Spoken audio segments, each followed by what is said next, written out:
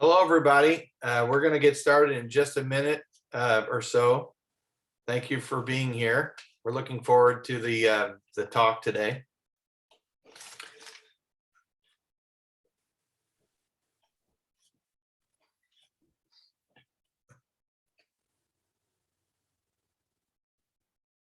Looks like we still have some folks filing in, so we're just going to give people time to get in.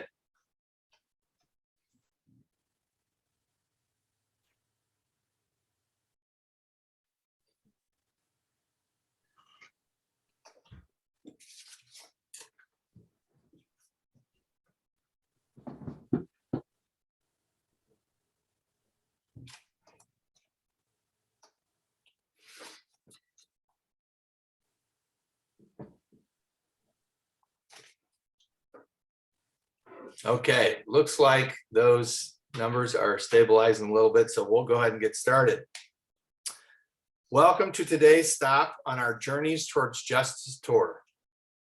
Today, we are delighted to welcome you to Stanford University. I'm Pete Cernecka, Program Director at the Haas Center for Public Service at Stanford. The Journeys Towards Justice series is a multi-school collaboration spotlighting changemakers across the country who are advancing justice and equity. We hope to connect students, partners, communities with one another and help us all understand the local and historical context of universal social justice issues and the work communities are engaged in. We are excited to be a part of this series, which offers our students the opportunity to learn and engage around social issues near and far, while highlighting the work of our valued partners in furthering justice and equity in our communities. Hi, I'm Lauren Etchels. I'm the Executive Office Coordinator with the Haas Center. And before we begin, I'd like to go over just a few housekeeping rules and logistics. We're using a Zoom webinar platform, and we will be recording this event. Currently, the chat feature is disabled to allow our presenters to focus on the conversation. We encourage you to ask questions using the Q&A feature on your Zoom toolbar. Our moderators will be reviewing the questions and posing them to our panelists at the appropriate time. You will be able to view questions that have been answered, so keep an eye on this space as our moderators might provide a written response in addition to having questions answered live.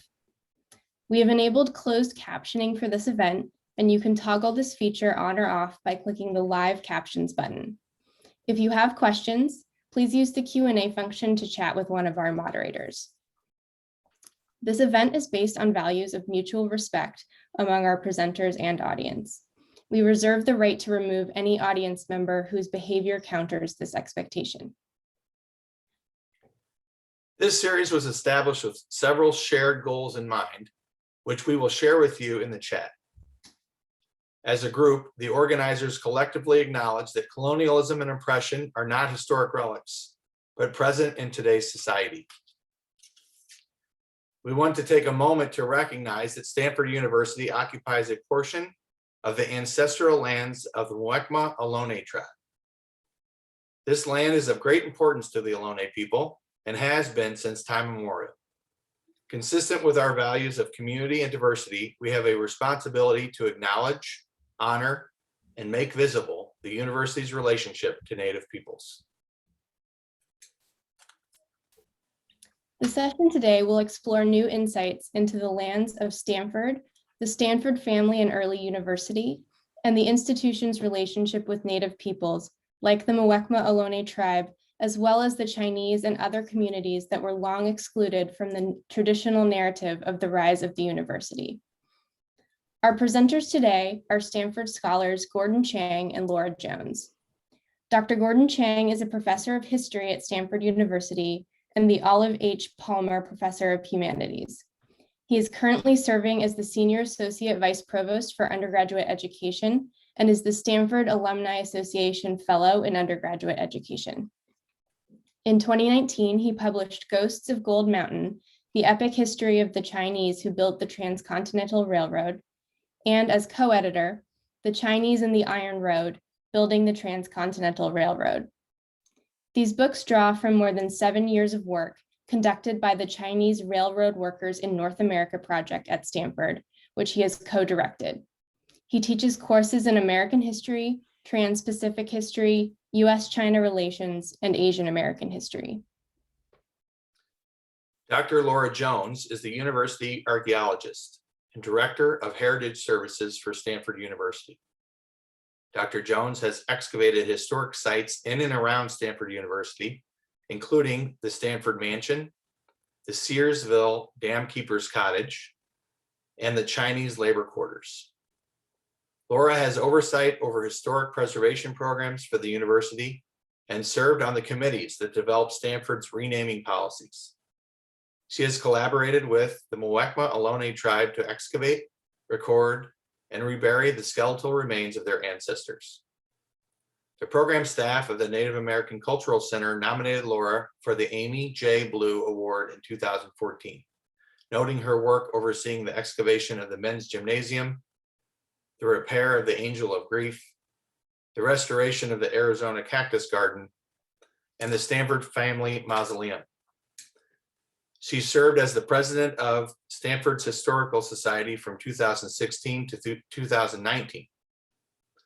Thank you both for being with us today. And now we turn it over to Gordon Chang and Laura Jones.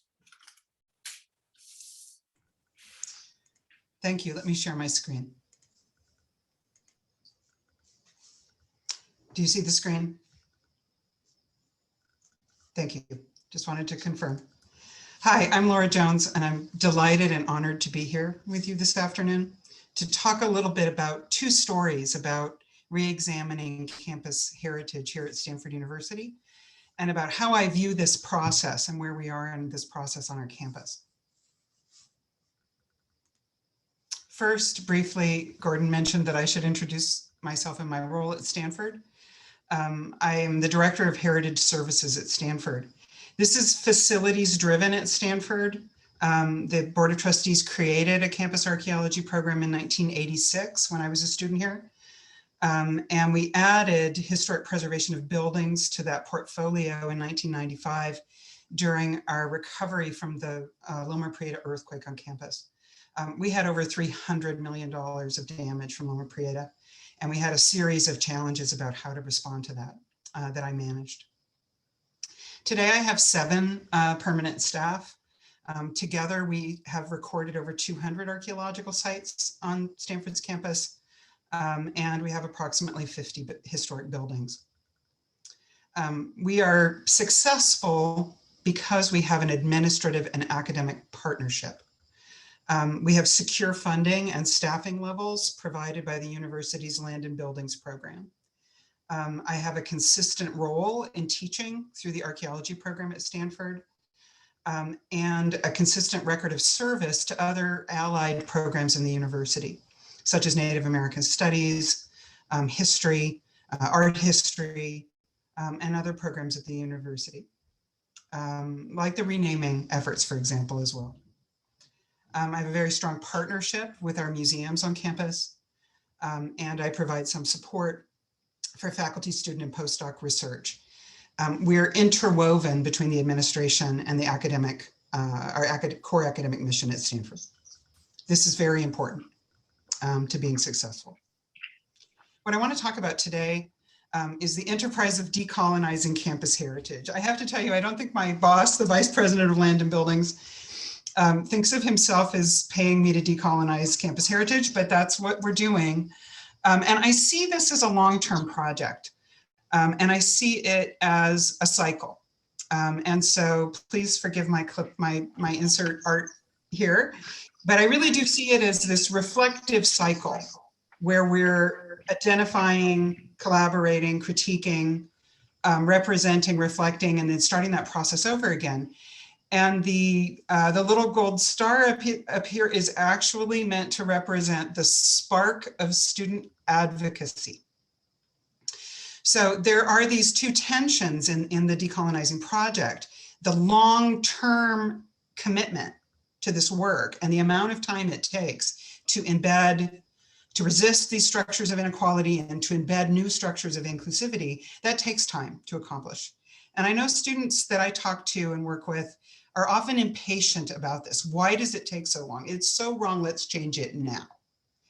And that spark of outrage or of advocacy or of activism gives energy to this circle and makes it move. All right, so it takes both of those things. It takes long-term commitment, it takes administrative commitment, it takes student leadership to make this work. And so I'm going to illustrate this through two examples today. One of them is by identifying that the Muwekma-Ohlone tribe is a key stakeholder at Stanford. In this picture, they are celebrating the renaming of Sarah Mall, the main address of the university, to Jane Stanford Way. This was a student initiative from our Native American students on campus who are here celebrating with tribal representatives. The Muwekma-Ohlone tribe are our hosts here at Stanford. They are our friends, they are our very close partners. We've identified them as key to this effort. What does that mean? It means that we have to acknowledge 100 years of appropriation and how we are now building on 35 years of partnership. So Stanford's record in the first 100 years was not very good about acknowledging the key role of the Muwekma tribe. We had archaeological investigations on burial mounds starting in the 1890s, continuing, throughout. In fact, when I first came here as a student in the 1980s, I was told that the Muwekma-Ohlone were extinct. Through some student-sparked activism, we got to know the Muwekma-Ohlone tribe when I was a graduate student here in the 1980s. And a partnership between Indigenous graduate students and archaeology students and the tribe emerged. And it led to the repatriation of our museum collections to the Ohlone tribe before it was required by law in 1987 and 88. It led by initiative by Native American students to the creation of the Muwekma Theme House. It led to the renaming of the main street of the university, among other things, right? It's those cycles of change that are in part fueled by sparks of student initiative. It's a very important relationship 35 years in. I was just on the phone with the Muwekma tribal leaders an hour ago, going through this slideshow with them and talking about that tension between the long-term partnership and commitment and how long it takes to make meaningful change, and these moments, catalyst moments, where change can happen more quickly. We also talked about this. As student activists, as advocates, there is a very big difference between representing in collaboration, in partnership, and misrepresenting heritage. And so it's very important not to speak for Indigenous people. You want to create platforms for them to speak. You want to acknowledge them and hear them when they speak. You need not to speak for them. We spent about 10 minutes being angry about this slide together. I'm not going to dwell on it too much, but it's very important to recognize the difference between a meaningful, sincere engagement and superficial, performative political correctness. And we reflected together today about what makes a strong partnership. And that strong partnership is based on shared interests, not just the performance of social rituals.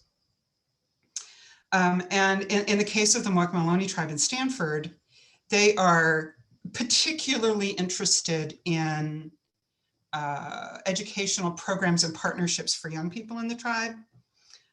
We have Anthony Acosta here on the left working on one of my archaeology projects. A couple of his cousins in the tribe out collecting native plants with me at Jasper Ridge. We have their educational booth at the Stanford Powwow.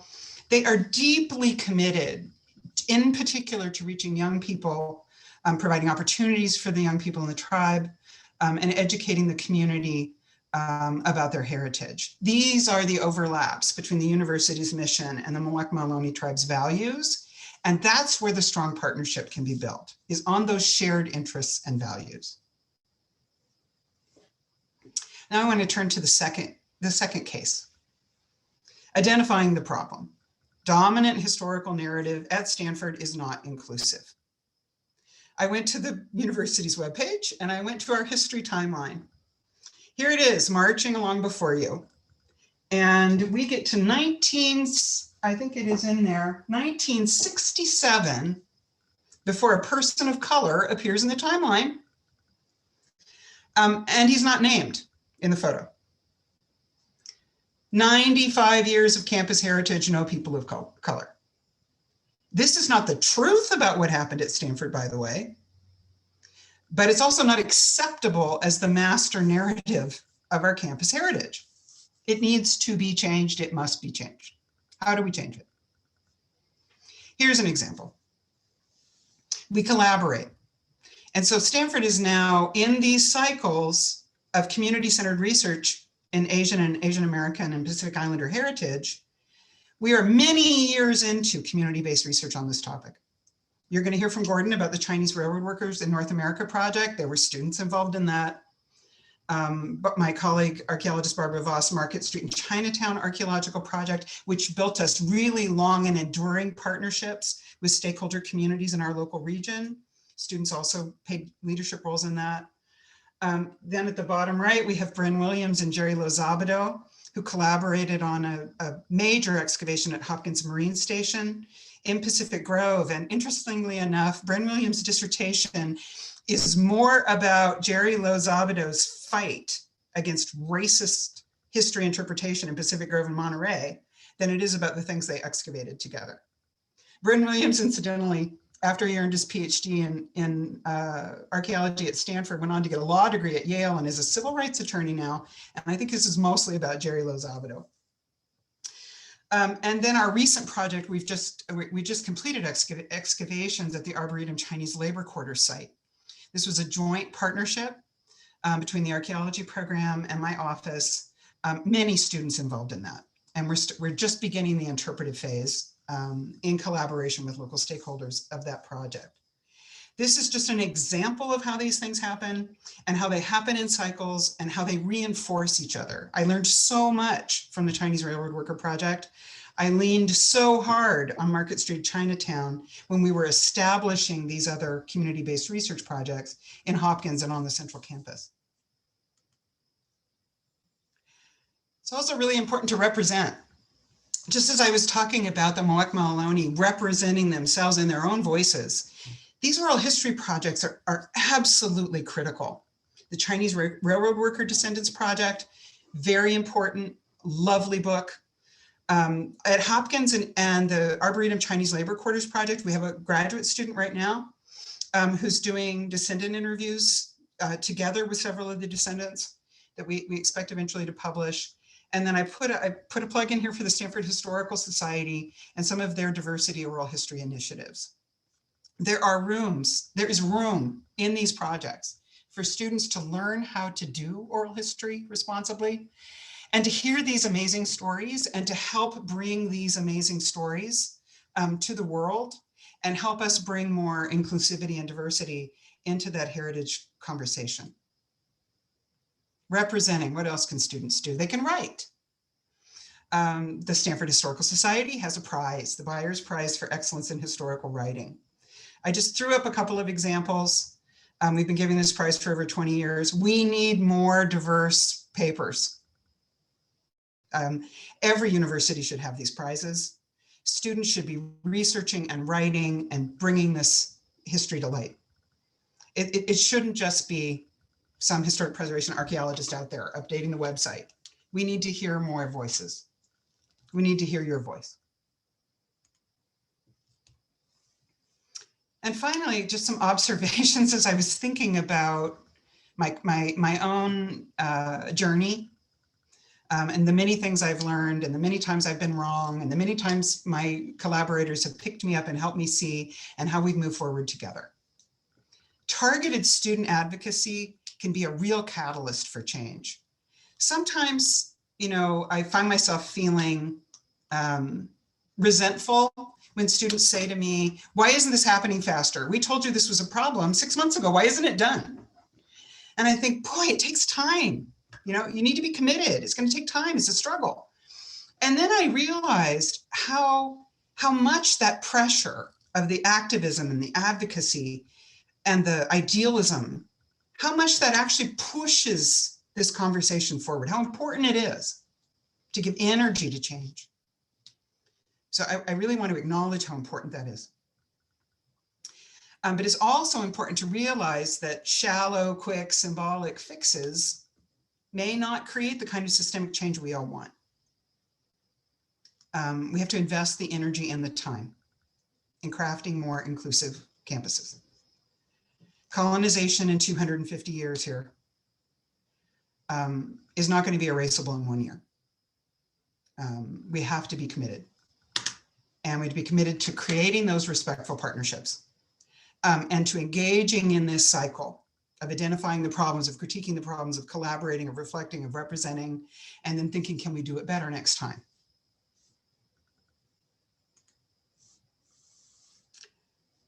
So I really did want to encourage those of you who care, you're watching this because I know you share these values, to think about where in this process your spark can add energy to change. And with that, that's my last slide. I want to tell you how honored I am to be followed by Gordon Chang. Thank you, Gordon.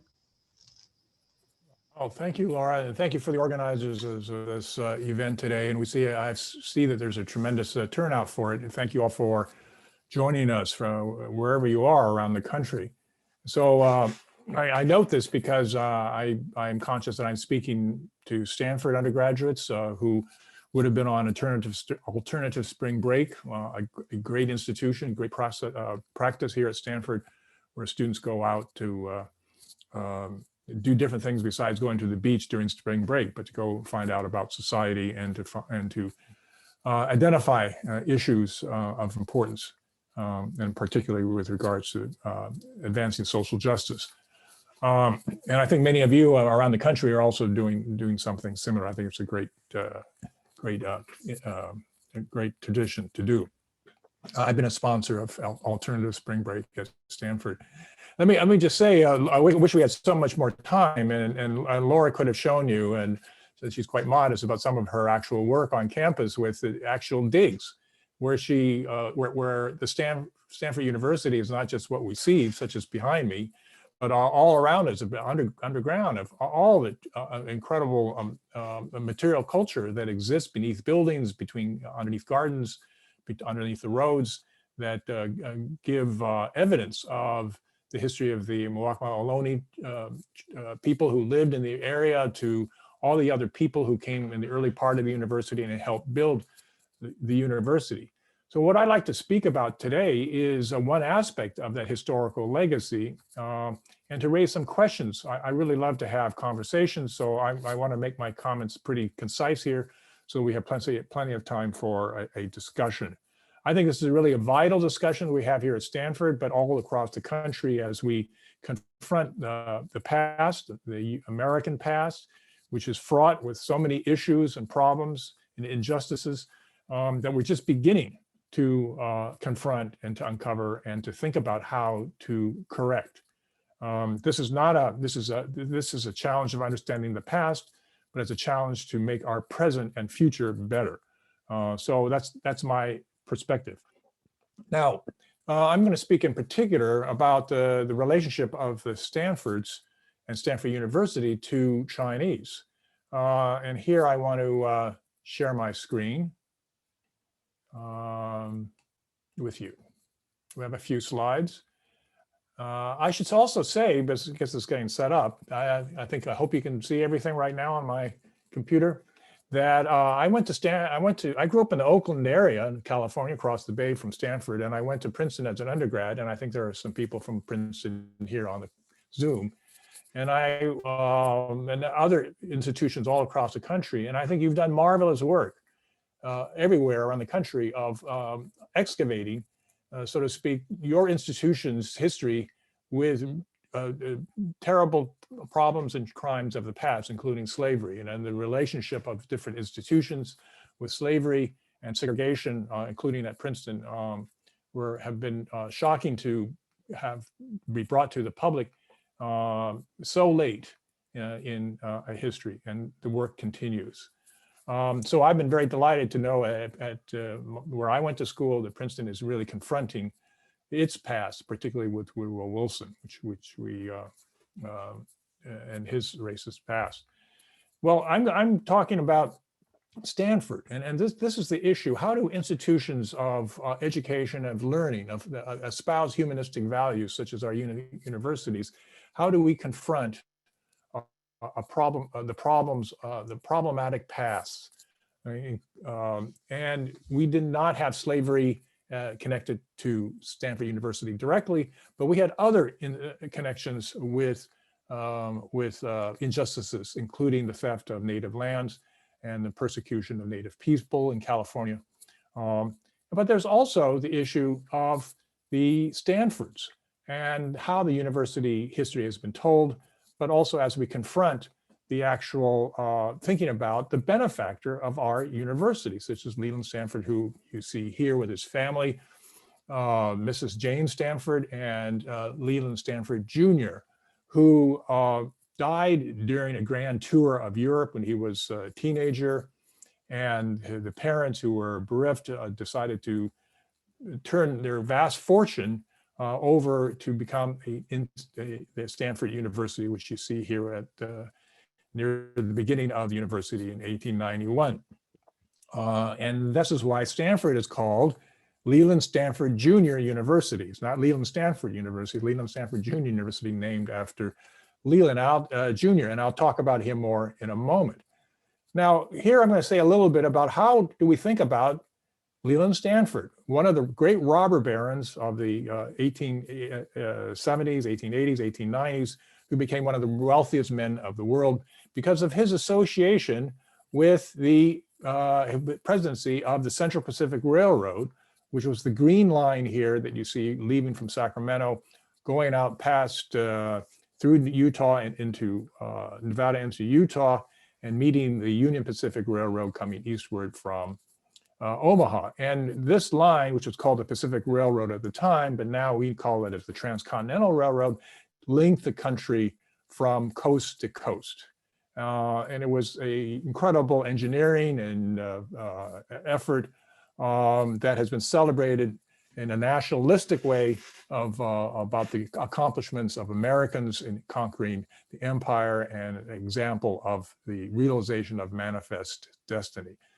So the railroad itself is part of this triumphal narrative of American history, the rise of European-derived civilization march across the country. And the railroad itself is celebrated as an accomplishment of American engineering and of workers who are portrayed supposedly in this photograph. This is one of the most popular, perhaps most common photograph from the 19th century that shows the celebration event at Promontory Summit, Utah in May 10th, 1869. And it purports to show, or people take it as showing, the crews of the different railroads meeting together and celebrating. And as you look at it, there are no persons of color evident anywhere in the photograph. And this is, again, taken as as history, that this was how history was made and it was done, and the railroads were products of this labor force. Well, in fact, these workers were not, these people were not workers. They're mainly gawkers who came out to look at the celebration and were not representative of the workforce that actually built the Transcontinental Railroad, which included many African Americans, Irish immigrants, Native American people, Mormons, and on the western section, Chinese workers who came from China to labor in California and the West and included on the railroad. Now, growing up in California, I had always heard about the railroad workers, but had heard virtually nothing about them. There was nothing in the textbooks about them. And when I came to Stanford as a graduate student, one of the first things I did is I went to the special collections of the library to try to find Leland Stanford's personal papers to see what he might have said about the Chinese railroad workers. But to my dismay, there was nothing in the papers. Most of the papers had been destroyed by Jane Stanford because she didn't want family secrets to get let out. And instead of some path leading to understanding about history, I saw a big poster, big photograph of Leland Stanford dressed up in heavy woolens with a pick, leaning on a pick. And underneath the photograph, there was the caption, Leland Stanford, builder of the Transcontinental Railroad. This was the hagiography style of history. That is the hero worship that attends to the founders of the institutions and the glorification of them. And this sort of telling of history runs throughout Stanford. This is what you'll hear if you go to Stanford webpage. Laura mentioned some of the history that we have that we're trying to rewrite now and more accurately, more sensitively. But it's all around us all the time, including the infamous or the famous Golden Spike, which you can see in the Stanford Art Museum here, which was used at the Promontory Summit event. Again, sort of legendary. You see it in these biographies such as this, the hero worship of Leland Stanford, war governor of California. He was the governor of California during the Civil War, railroad builder and founder of Stanford University. And it's seen in depictions such as this. This is a very large painting in the California State Railroad Museum up in Sacramento. It was completed some years after the events of Promontory Summit. But many people see it and take it as history, that this is the way history happened. We have the big photograph of the workers supposedly meeting together with the two train engines. And then we have this painting that purports to show the important moment when the rail lines are finally linked and Leland Stanford drives the last spike, the golden spike, into the ties here. And here he is in the middle of the photograph, surrounded by dignitaries, completely almost all white crowd, as you can see, and workers, Chinese workers who were acknowledged at some time to be part of the workforce, were at literally bending down at his feet here. And so this is the way history has been told and given to so many people and through the decades. Now, when no one had really raised this up before the Railroad Workers Project, which Laura was right, we had many great undergraduates who helped excavate, to discover information and help begin to compile a more accurate understanding of history. One of the things which became clear in our research when we looked at this painting, which we had a deep feeling was just not true at all, was that when we looked at the legend that accompanies the painting, this is about the size of a billboard along the freeway. It has the names of many of the people depicted here, not all of them, but just the ones they felt, that the artists felt was important enough to include in the legend. But when we looked at it, we realized that this was what we call in today's language a fake painting. It was completely fabricated. This moment never happened. And in part, we know that it never happened because there are people who are placed into the painting and named in the legend who were dead at the time. So this was a creation, a fabrication of history that's been handed down as if it was history. Now, pairing this image with a photograph of the actual moment when the lines were connected is this photograph here, taken by the same photographer as the meeting of East and West, the earlier photograph I showed you. And the A.J. Russell, the photographer, it's etched into the negative here, Chinese laying the last rail. And here you can see the Chinese workers laying the last rail, not Leland Stanford and the Chinese at his feet, but actually doing the hard work. In addition, the artist drew inspiration from this photograph. I think it's quite clear. You can see the train engines, the telegraph poles, and there's the buckets on the ground and the angle of the photo. And people kind of bringing their eye into the center here. But instead of the Chinese, at the center of attention is Leland Stanford. 50 years later, there was an event, and the organizer of the events brought these folks out to say and said they were among the crew that laid the last rail. Now, Leland Stanford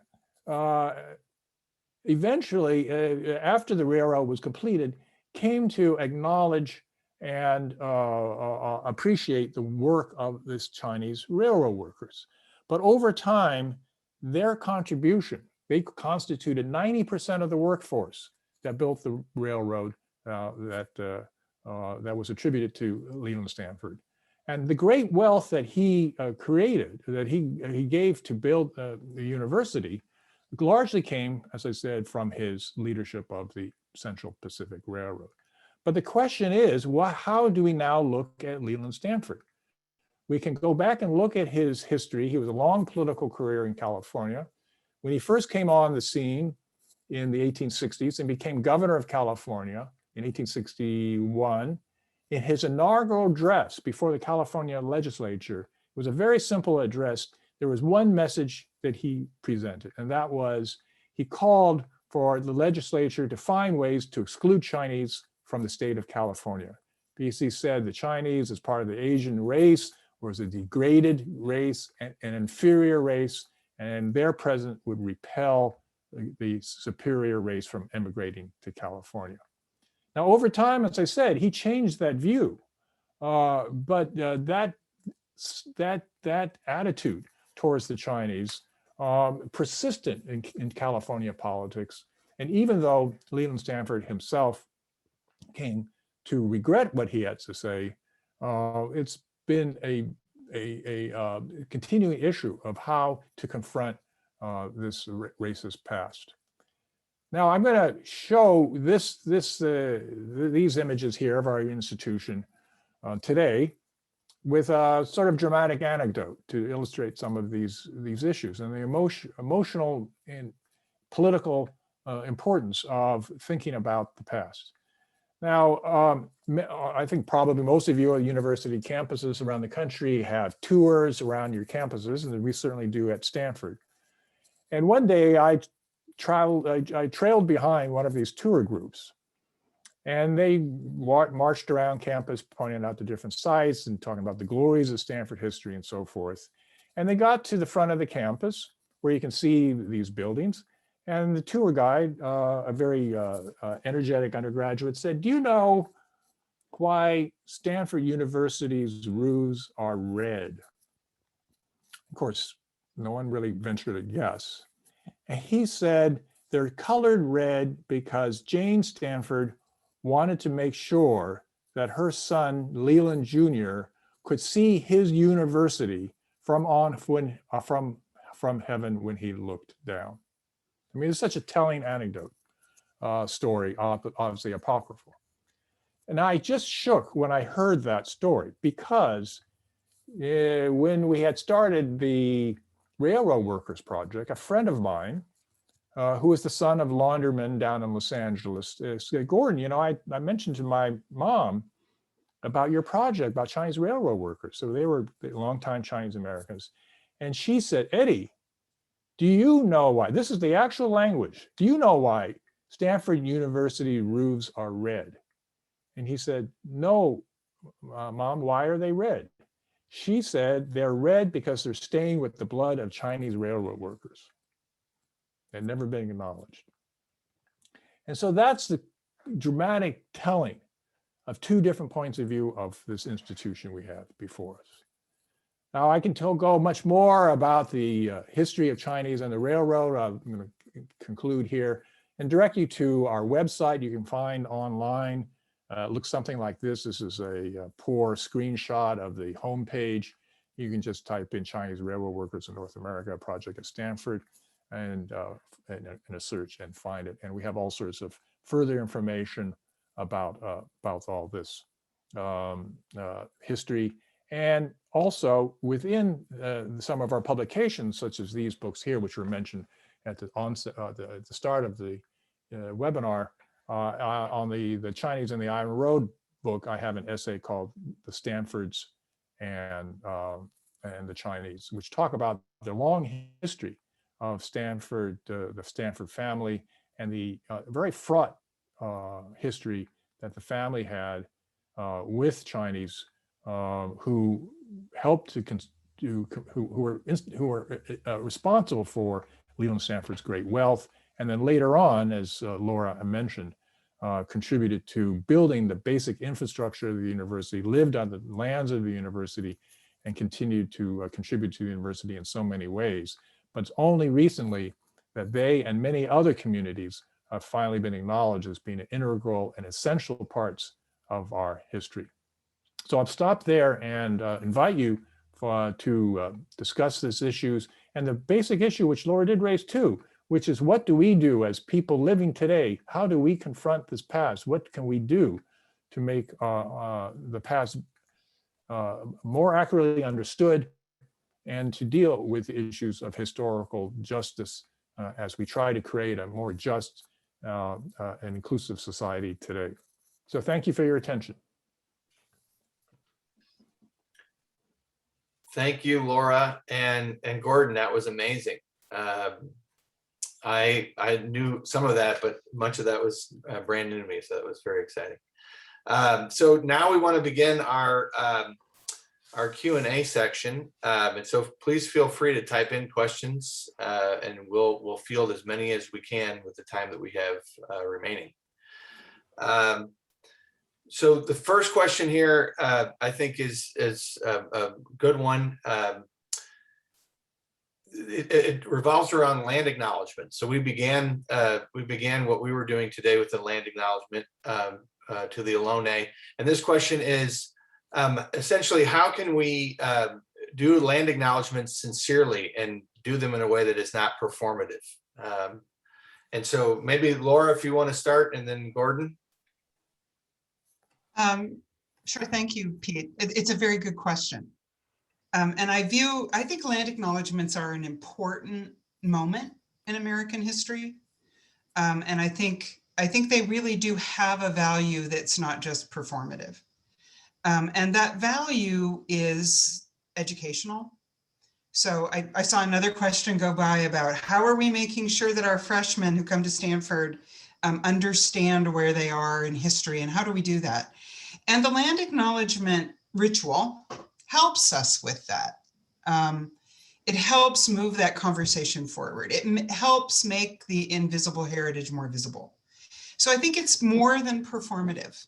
I would say that, when I find it troubling, is when people are just performing it and aren't being thoughtful about it. Right? Aren't asking, as you just did, the follow-up question, right? So I get asked often, did Leland Stanford steal this land from the Muwekma-Ohlone? It's a good question to ask, and the answer is no. But it's important for that land acknowledgement moment to spark inquiry and to create sincere and genuine learning. It's important. I think it's important. And hopefully someday we won't have to do it anymore because everyone will know better. But at this moment, I think it's moving the conversation forward. Thank you for asking. I just have a comment. We've had a wave on university campuses this past few years of renaming sites and buildings and statues, taking away statues.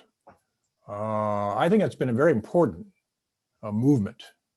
It's not just symbolic. I mean, it's a certain part of it is symbolic. You have a name, you have a statue or something, but it's much deeper because it recognizes having these names up of people who are deeply problematic are held up as symbols of respect and honor that we are to give today. And that includes some sense of honoring what they did. Now at Stanford, we've had a number of places been renamed. I know other institutions have had too. So one of the big, I was involved in one of these renaming efforts. There was a research building called Sarah House, Junipero Serra, which was the home of the Institute for the Study of Women and Gender, but which occupied the building. And Junipero Serra, for those who don't know, was a Spanish priest who came through California, and many believe he was left a terrible legacy of slavery and death for Native peoples.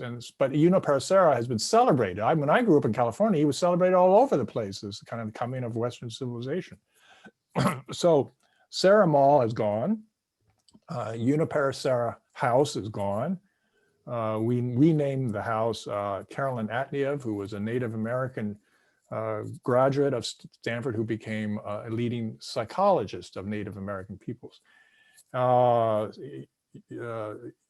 We had Sally Ride take the name, the dorm became Sally Ride dorm instead of Sarah dorm. And then most recently, we have the issue of a big building named after Stanford's first president, which was David Starr Jordan, who was deeply problematic because he was one of the leading eugenicists and scientific racists of the early 20th century. So these were not easily done, I tell you, because there are a lot of people opposed these efforts. But I think to the credit of the university leadership, they took a stand to say this is not right. So these are issues, not just symbolism, but really of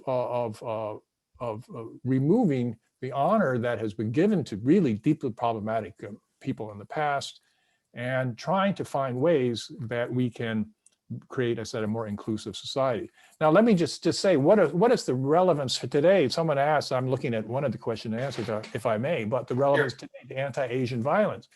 Now, one of the things about the anti-Asian violence, as for others who've been following this, one of the common themes is this accusation of go back to where you came from. Go back to China, go back to this. You're not an American. We don't want you here. You're just, one of the stigmas of Asian Americans have to bear is the sense of being perpetual aliens, that we're always foreigners. So even though my family has been in California since the 1850s, and I talked about the Chinese railroad workers who helped build this incredible achievement of the rail line, then they're not seen as being really part of American history. So these are small examples of how presenting a more accurate sense of history is really important for us today, and for people to understand today of how America is really been multicultural, diverse, whatever word you want to use it, from the very beginning. And that many different peoples from all around the world in different capacities created the country. And that's the way we have to see the country, as being diverse and multicultural, inclusive, in order to move ahead. Thank you for that answer. And that actually is a great transition to this next question, which is great. What is Stanford doing to make sure that this history is incorporated into the curriculum, particularly for undergraduates?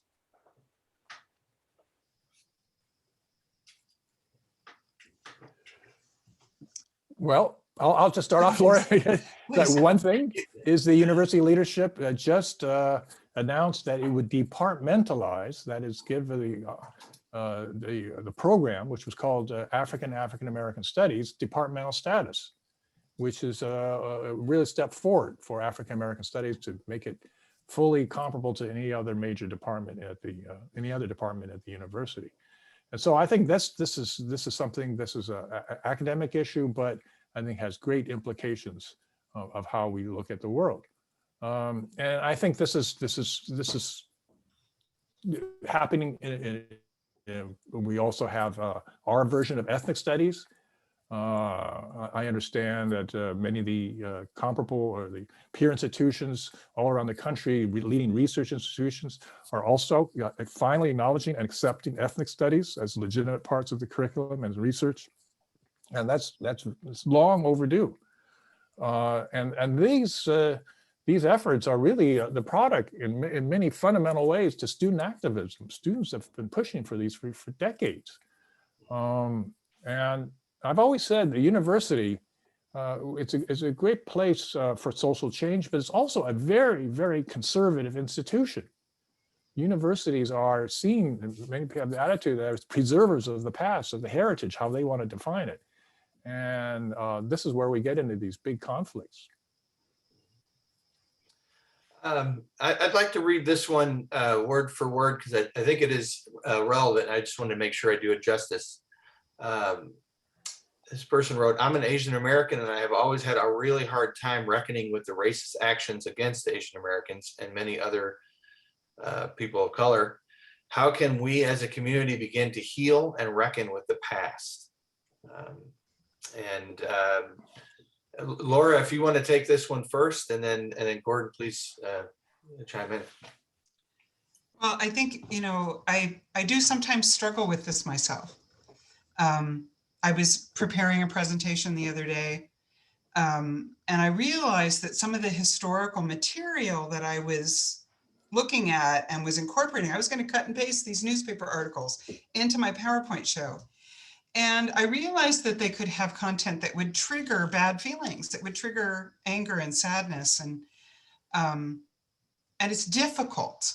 Some of this history, I do want to say, I agree completely with Gordon, that Stanford's history is much more inclusive than our master narrative suggests. But it also has, when I was explaining to people, sometimes when I look at Stanford history, we go through a long, dark tunnel of racism. There's a lot of really ugly moments that are not worth celebrating.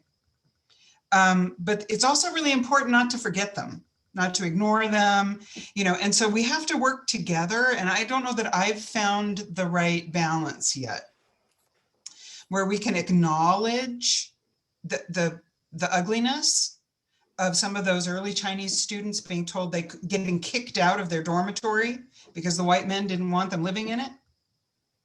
And one of their fathers, who was a Chinese merchant in San Francisco, asked Jane Stanford if he could buy them a house. And they built their own house on campus and lived there because they were not allowed to live in the men's dorm. And these are ugly moments in Stanford's history.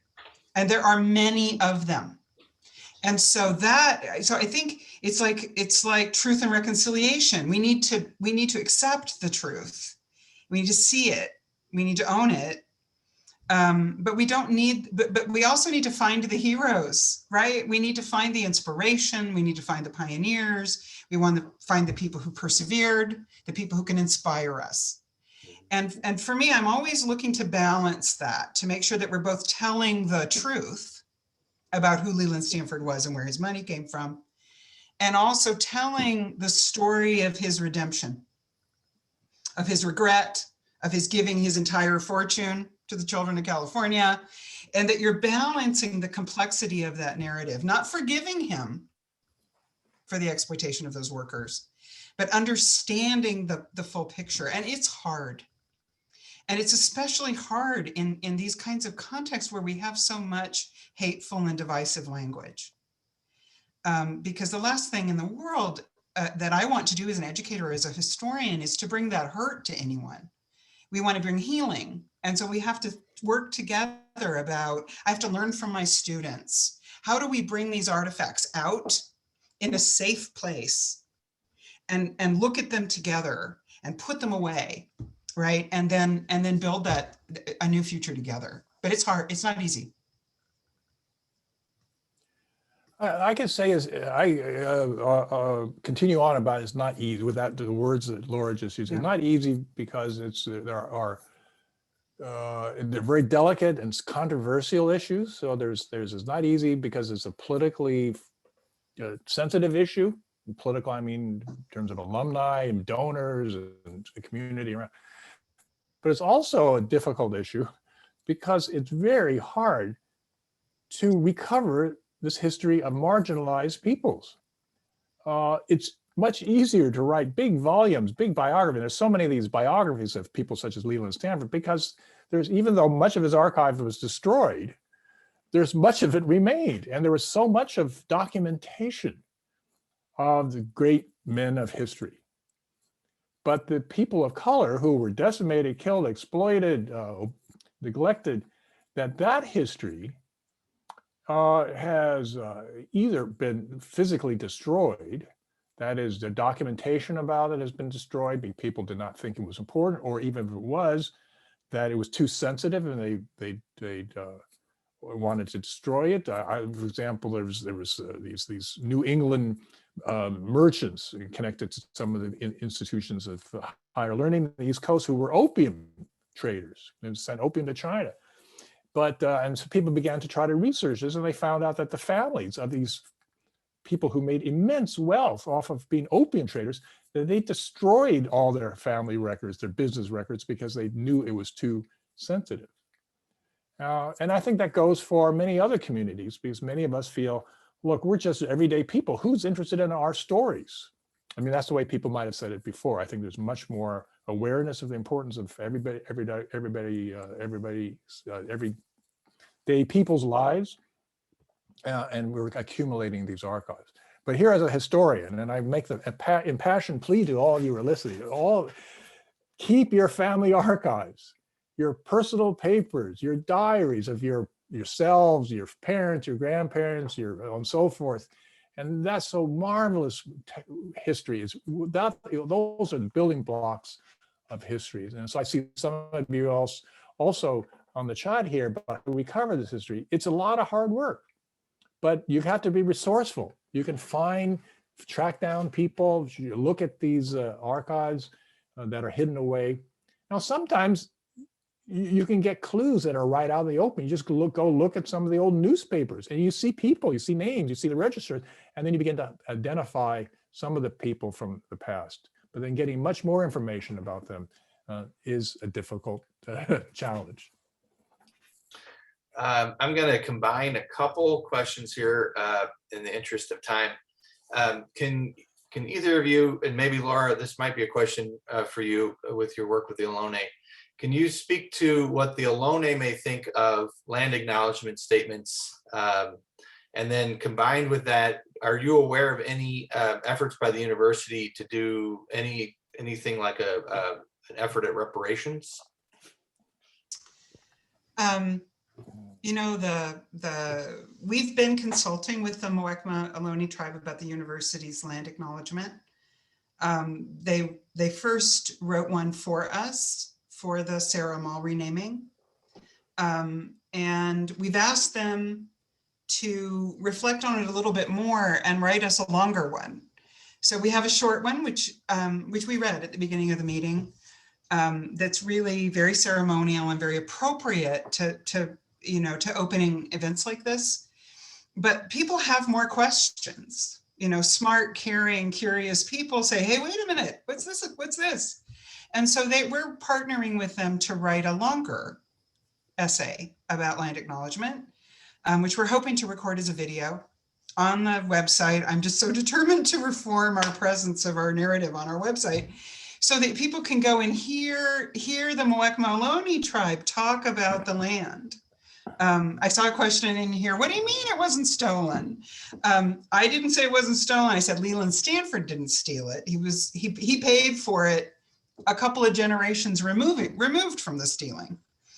But they are eager to tell that story. And I think sometimes it may take a little bit of time, but I think sometime later this calendar year, we should have something where we're able to promote a slightly longer explanation, right? The Muwekma-Ohlone tribe is unbelievably hospitable and welcoming, extremely affectionate towards institutions of learning. They want people to feel welcome here in their homeland. That's what they tell me. And I think they appreciate being recognized with the land acknowledgement. But I think we can do more. And we're working on doing that with them. Gordon, I think I just want to put this in here because I've seen a couple pieces here. Are there any efforts, do you know, to provide scholarships to Native Americans, Ohlone in particular, or Chinese Americans, given the history of Stanford? I don't know about to Native peoples. I have thought I was going to say something else about Native peoples in Leland Stanford, which I don't know if it might set off a firestorm. Someone said Leland Stanford, when he was governor, authorized massacres of Native peoples.